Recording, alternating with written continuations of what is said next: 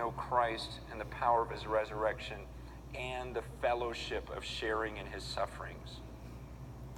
He says, I want to know Christ, and we would all agree with that. Of course, we want to know Christ.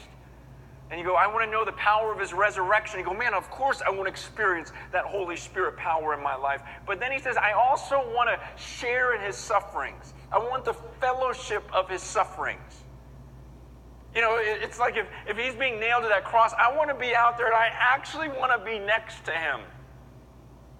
As painful as that would be, because can you imagine the fellowship?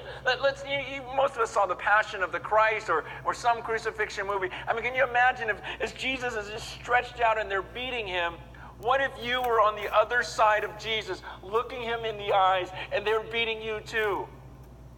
Can you imagine? I mean, I hate pain, but can you imagine the pain that would be going on? But can you imagine the fellowship and the comfort and the security of looking Jesus in the eyes and go, no, I'm right here with you. I'm right here with you. Can you imagine how close you would be with Jesus?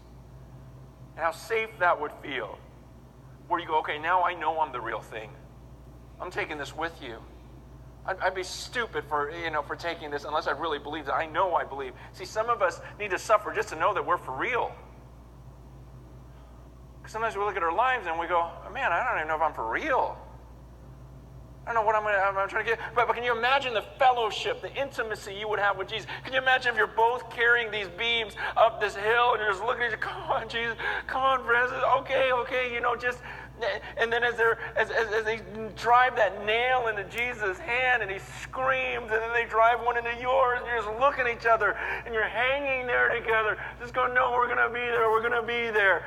Can you imagine the fellowship? Paul goes, I want Jesus so bad. I want to experience that fellowship in his sufferings.